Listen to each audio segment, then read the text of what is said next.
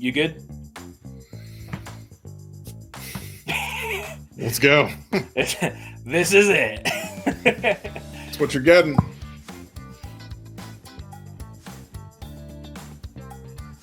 Hello and welcome to MASL Mondays, a brand new show all about the MASL and the weekend that was in indoor soccer. I'm your host, Adam Snavely. I am joined by my good friend, Pablo Maurer. Pablo, how are you doing today? Can't complain, Snave. So how are you doing? How's your weekend? You know, it was pretty good. It is sunny and beautiful in Southern California currently, so frankly, I really can't complain. I'm dodging all of the winter weather that I got away from in the East Coast when we moved out here at the end of January. So I'm loving things. How's DC at the moment? Yeah, I'm still here. The weather's still disgusting. I'm incapable of being happy for most human beings. So I would love to tell you that, congratulations on the weather, but I mostly resent you for it. Was in LA for 4 or 5 days recently, and the weather was like life affirming. So I can only imagine it's beautiful out there.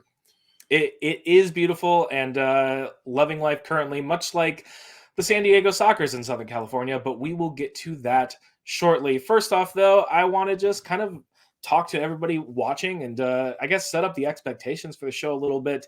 We're here to recap the weekend's action every Monday and kind of go through the good, the bad, the funny, the bizarre, everything that we love about indoor soccer and the American game.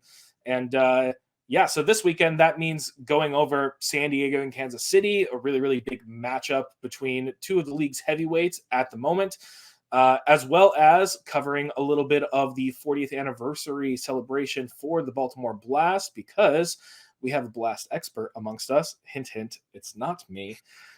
And some of the other fun things that happened around the league this week. So let's get right into it. No need to delay any further. San Diego versus Kansas City. You know, you don't see, especially early in the season, you don't see a lot of these teams really going outside of their regions. So it makes it really exciting when you get teams like San Diego and Kansas City who haven't met, who both have kind of established really strong track records for themselves throughout the season, finally get to meet up, finally get to see a matchup that kind of you can sink your teeth into a little bit. And wow, did San Diego deliver. You have a very, very big victory here, 8-3. It looked like it was going to be close at halftime, tied 2-2. And then the Sockers really, really pulled away. And I think what I love about watching San Diego play is, especially in transition, some of their counterattacks, I think for my money, they play some of the prettiest soccer in the league in the attack. And you saw a little bit of that broken up somewhat by some of the fouls. There was definitely a lot of chippiness that was happening in the game. I think that's kind of natural when you have two teams that are doing really, really well and obviously would like to win the game and get a result against a league-wide rival. But eventually you do see San Diego coming out on top here. And also, if you want to check out some of those fouls, some of the blue cards, the red cards, everything that is coming through on the referee side of the game, you can check out our new show Under Review if you want all the analysis on that. On San Diego's side, obviously, you have Brandon Escoto, 4 goals in the game, Craig Childs, 4 assists, Boris Pardo continuing to be one of the league's best keepers. A little bit lucky in the first half to not get chipped from half field. He had the look of a man who owed some sort of deity or otherwise a great debt after that happened. But obviously, all good on San Diego's side. Pablo, what were you seeing from the Kansas City Comets?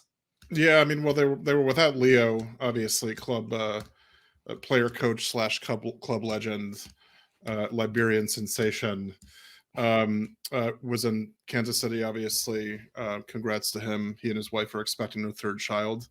Lou Meisner, obviously their number 2 keeper, kept it pretty close, played really, really well, but unfortunately the dam broke. It's obviously difficult to hold San Diego back. Clearly the best team in the league right now. And so unfortunately KC kind of fell by the wayside. Yeah, I do think that you probably have at this point the only team with some sort of argument to San Diego's claim at the top of the league is maybe Florida. I would say you probably have some Florida Tropics fans that would probably get in here with some shouts for we're the best. But right now, I'm putting San Diego up there on top. You do have to wonder though if Leo was there. Obviously, a player coach, somebody that has that much control over that game, and it seems like year after year you see Leo Gibson and you wonder, is this going to be the year where we finally see Leo Gibson hang him up or at least is this going to be the year where we see Leo Gibson slow down and he just keeps on scoring goals, notching assists, obviously got to 400 points in his career about He needs, a I mean, few if he's interested in coaching more, he needs to stop scoring. He's think, not making himself unemployable. You know what I mean? Like, you you know need his to like show a little, like you're lacking a little bit on the playing side if you want to just like be on the bench consistently. You know? yeah, there's something to be said for the lack of concern for job security as a coach that he just keeps on scoring Yeah. those goals. But yeah, I mean, I think the game does look a little bit different if Leo Gibson is in. Obviously, it also could look different if the game is played in Kansas City. It's not easy to play away from home. It's not easy to travel, especially. That's a pretty decently long trip, Kansas City to San Diego. And you also saw KC fall subsequently in the weekend to Ontario. So not a great road trip for the Comets, obviously hoping for a little bit more, hoping to establish themselves more a little bit at the top of the table. But I think you have some favorites for the Ron Newman Cup at this point in San Diego. And I think that at the end of the day, we were all treated to a really fun game of MASL, a really fun game of indoor soccer. You have a lot of the hallmarks of what makes the game so fun. A lot of goals. You have a lot of skillful play. You have some chippiness, and you do see a lot of blue cards, a lot of power plays, and kind of how those all pan out. I think at one point there was a 3-on-5 that I saw that was occurring just due to blue cards and power plays. So I think that this is good. It's good for the league. You see an established favorite kind of really claim the top of the pile, and you have at the end of the day a really fun game of MASL. And Snape's also an incredible anthem performance. Oh, you I will not comment because Okay. I will not do any better on the anthem. Clearly, neither one of us will. Yeah, it's fine. I do have to say there was some interesting fan activity happening where I think that I saw a truffle shuffle or something close to it from a fan until, and I think it was maybe my favorite portion of the evening. There was a fan who, for whatever reason, during a bench shot, was lifting his shirt up and doing some sort of dance until you saw a team official also notice this and then kind of just slowly, intentionally shift to the side to cover up the fan Yeah, and like his stomach full on the mark to the camera. cameraman, by the way, who just stuck with the truffle shuffle for like upwards of 30 to 40 seconds. The You know? cameraman knew what they were about, and they knew what where the content was in Yeah, that yeah. moment. I think it was safe to say the San Diego fans were having a very good time this weekend, and yeah, why not? You have to have fun when your team's playing that well, so they made the most of it. Also, this weekend, we had a pretty busy slate of games and other events for the Baltimore Blast as they celebrated their 40th anniversary. Obviously, they also had 3 games that they played. They took 2 results against Utica. They dropped a heartbreaker to Florida. A little bit of suspect goalkeeping that did result in that last goal. There were some really nice goals scored. I will say that last goal that Florida scored wasn't really on the nice side of things, especially if you are a Baltimore Blast fan. But on the other hand, you did have a lot of really big positives for Baltimore this weekend and a lot of interesting things that were happening with their 40th anniversary celebrations. And thankfully, we have something of a Baltimore Blast expert in Mr. Pablo Maurer, or at least somebody who has a pretty encyclopedic knowledge of their history compared to, I would say, most people. And Pablo, I also understand that you brought in some of your favorite archival video footage from the BBC for this particular purpose. Yeah, you gotta hopefully. I mean, this honestly will work in podcast format too, but I hope you guys tune in and see this as well. It's I think from the early '80s. I tell you what, if we just roll it, I think you'll enjoy what I'm talking about. Yeah, let's roll that clip.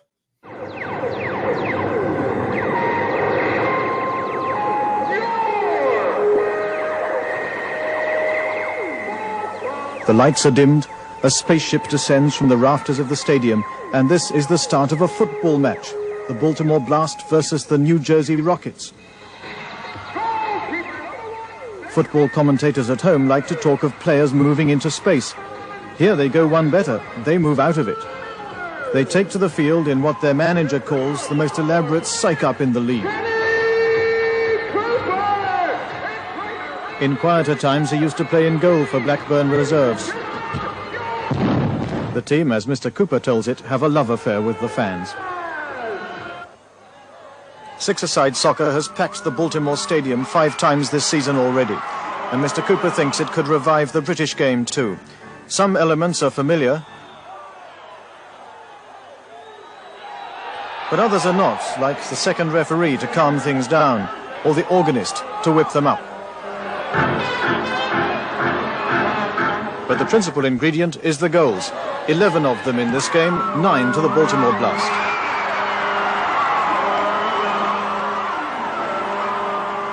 The game ends with a countdown.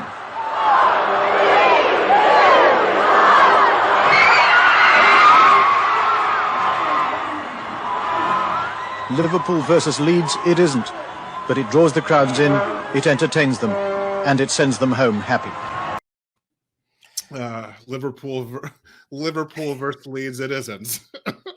It is not, in fact. And I would just like to thank the BBC for the absolutely scintillating shot of the classic Baltimore Blast organist. Yeah. I think that clip, by the way, mirrors a lot of European coverage of the American game, especially in the early '80s, sort of gawking from afar, a little snarky, a little condescending.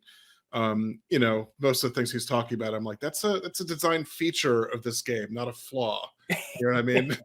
You're just not understanding it.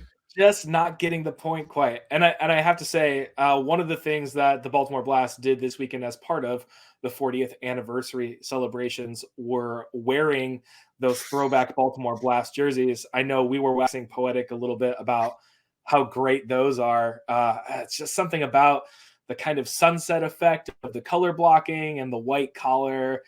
It just looks good. Yeah, I mean, it definitely looks like just plucked right off. It'd be like some Ocean Pacific shirt you wore when you were 7 years old and like a grainy sort of photograph or whatever. It's beautiful. Absolutely beautiful. It is great. Yeah. It is. They are great. I think they should wear them all the time. I understand if you have other commitments, shirt sponsorships, that sort of thing that need to get done, but I love those throwback jerseys and I wish they would never leave. Now, if anybody from the Baltimore Blast is listening, please send Adam and I, preferably free throwback jerseys. As league influencers, we would love that. Exactly. Yeah. Now, Pablo, you have done a lot of digging. You have done some writing on the Baltimore Blast. You're also a person who typically goes to a few Blast games still to this day, a few Blast games this season. And I guess as somebody who is from the DMV and somebody or somebody who has been there for a very, very long time, obviously pretty close proximity to Baltimore, I guess I was just wondering your experience with the Baltimore Blast and kind of how they interact with their community, how they got their starts as they kind of are going through this 40th anniversary celebrations. Yeah, I was sort of chatting with you earlier. The origin story there is pretty funny. The Blast were originally the Houston Summit and the MASL, and Bernie Roden, the owner of the Houston Summit, sent Kenny Cooper Sr., who is obviously sort of a Blast legend, American indoor soccer legend for sure, to the East Coast just to sort of shop for cities to move the team to. And Kenny Cooper came back and said that Baltimore was the place to be because it reminded him of Liverpool. I'm not sure exactly how, in a good way, in a bad way, whatever, but that's how they ended up there. They, like the Blast, obviously in Baltimore, they're an institution. I mean, they've sort of weathered through like fits and starts, the whatever 5, 6, 7 iterations and 5, 6 different leagues, they've always been there. I mean, I was going to games for sure. When I first moved to DC 13, 14 years ago, I went to a number of games at Royal Farms right there downtown. They've been a team historically that's been successful attendance-wise, when that hasn't always been the case with other teams across the league. They've remained sort of a facet of Baltimore. I think, too, it's funny, the last game I went to at Royal Farms was, I want to say in 2016. I went with, once a year, I just sent the email out to Charlie Boehm, Brian Strauss, a bunch of other sort of local journalists. Once a year, we will just go as fans to a Blast game, have some beers, bask in the spectacle of American indoor soccer. And in 2016, after the game, we went to, it was a hotel bar right down the street. You had multiple players, their families, fans, kind of mingling like it was nothing, sort of the stuff you hear about the old NASL or USISL, stuff like that, where you'd have that closeness between a team and its fans, the players being accessible, that sort of stuff. So, I think that's sort of what I think about, at least when I think about that team's connection to Baltimore. Yeah. And I think that that's also, even today with a lot of teams in this league, it feels like the fans and the players, there's a real closeness and kind of a tight-knit community about it that you don't see in a lot of professional leagues a lot of the time, which is really, really interesting and cool to see, and to really, I don't know, even just consider in the grand scheme of professional sport and the landscape of American soccer. Any particular moments or favorite Baltimore Blast players or things that jump out at you as you look kind of through the years on that team? Man, I feel like the Blast have had a series in the past 10 years of just sort of like industrious, hardworking players. I think of right now, Tony Donatelli, obviously, who's, I don't want to call him a club legend, but certainly in that conversation, he's probably, I'm assuming would be like a top 10 point scorer all time for the club. Someone like Pat Healy is another one. Like these are just guys who are, to me, extremely relatable as athletes, seemingly as people. And again, to go back to sort of the connection to Baltimore, these, the Blast have had Denison Cabral is another one I think of in the earlier in the aughts or whatever. These guys obviously were just around for years. They have these sort of franchise-ish players that end up playing for the team for 8, 9, 10, 11 years sometimes. That is also something you see with some of the other indoor teams that have had longer lifespans. Obviously, you just have guys who play for those teams forever, which frankly is not something you see in professional sport in the U.S. very much, not even in MLS or even in the USL and other soccer leagues, so I think that's pretty rad. I love going to the games, man. They're and for me, it's like they're sort of unapologetically American soccer, which is like the, in this sort of deluge of FCs and the sort of movement to make the game as close to the European game as possible. And I understand, obviously, it's a little bit different with indoor, but the Baltimore Blast are still out there just hyping fans up, and their players are still emerging from an inflatable tunnel, and I love it, man. Great. Yeah. I think that's what makes the league, what makes MASL still to this day so likable and lovable. It is unapologetically American soccer. It is its own thing. It is, not a different sport, but in many ways a different sport. And it's exciting and it's fast paced and it is a little bit brash and at times a little bit funny and a little bit weird. And I think that is what makes it so interesting and so fun to watch. Obviously, also this weekend you had former Blast players Adato Neto, Mike Lookingland that were honored. So really, really cool, interesting, and a fun celebration of the entire history, really, of the Baltimore Blast and how long that's been around. One other thing, and it speaks to that, is they have a fan I swear to God, they have a fan who every Blast game I've ever been to, and I probably went to my first one like 14 years ago. He's just like a dude behind one of the behind the glass on one end of the field in a Jason mask, and like Jason Voorhees mask, like a hockey mask. And I talked to Jason Anderson, who's a writer for Black and Red United, the DC United blog around here, who grew up in Baltimore.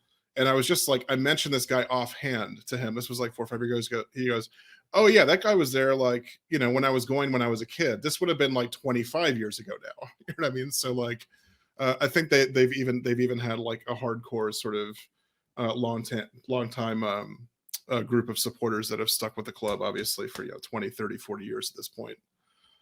Yeah, they are some diehards for sure. On the current competitive front, it almost seems like Baltimore was going to clear that hurdle against the Florida Tropics a little bit, and then Florida really, really snatched a win away from them. I really thought in that first half of the game was Baltimore's for the taking.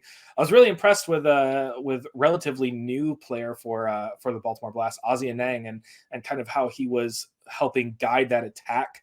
And really playing some nice, really nice little hold up play, some nice little just flicks and here and there. Just I really like his game, and I was really impressed with how he was conducting himself despite being pretty relatively new to the indoor game.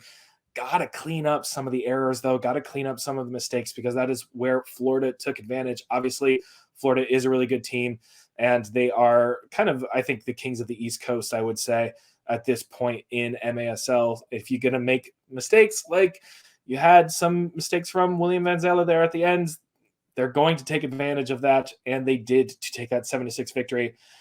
So not a completely great weekend for Baltimore. I would say overall success, but still a little bit, some hurdles to clear there in terms of what is going on with the team at the current moment. Yeah, I like the Blast. I just think that competitively, there's one last hurdle to clear there, is the only way that I can describe it.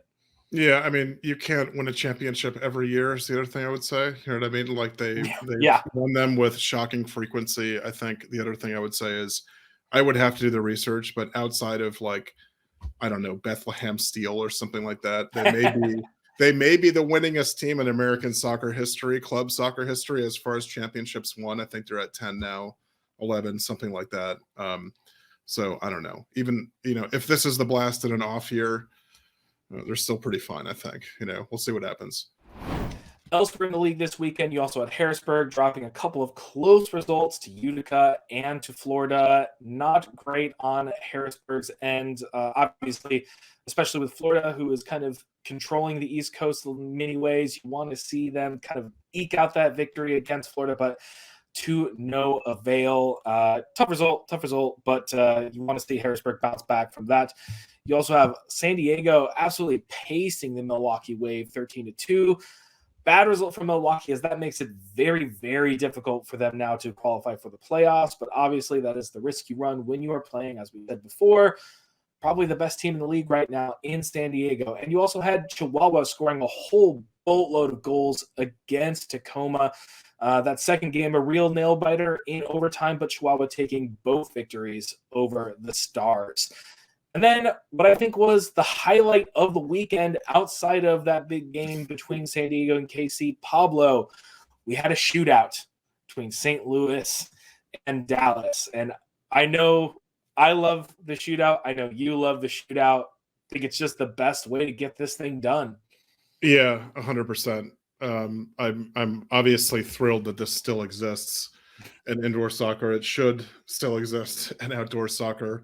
A fantastic shootout as well. It's like proof of concept, essentially. So yeah, I you know me. I mean, I wrote, I think, a 4,000 word piece on why in my case, the 35-yard shootout should be adopted globally. What's there not to like? I just don't get it. As I like to say in this situation, if it's good enough for Cruyff, it should be good enough for everybody. What I love about the MASL, is that it's good enough for here. You had Tony Walls putting away the game for the ambush at the end of this one. And I think just an all-time great commentary call on Tony Walls' goal. We had a caffeine, a caffeine-addicted mom at a Pitbull concert. Adam, are you saying you think that the estate of Johan Cruyff would endorse the MASL shootout style? I'm saying I think it's called the Cruyff shootout, you know. I'm saying I think specifically you have the Johan Cruyff shootout, and that his estate would also endorse caffeine-addicted moms at Pitbull concerts. Anytime I'm almost positive Pitbull would endorse all this too. Step up to that ball, dale, you know. Yeah. Really unfortunate. Anyways, yeah. Just a great way, I think, to end the show and the weekend. A great shootout. I think a perfect example of how that is just a really, really entertaining way to go about ending a game. You had a great goalkeeper save. You had some great skill in getting around the keeper. You had at least one that was just, move the ball and shoot it. No complaints, no notes, 10 out of 10. Agreed. So that is going to be all from us this weekend at MASL Mondays. As always, my name is Adam Snavely. I was joined by Pablo Maurer. I still am technically, but you know what? I'm going to say goodbye for him. Thank you so much for watching, and we will be with you again next Monday. We will be with you again next Monday for everything MASL. Until that time, bye.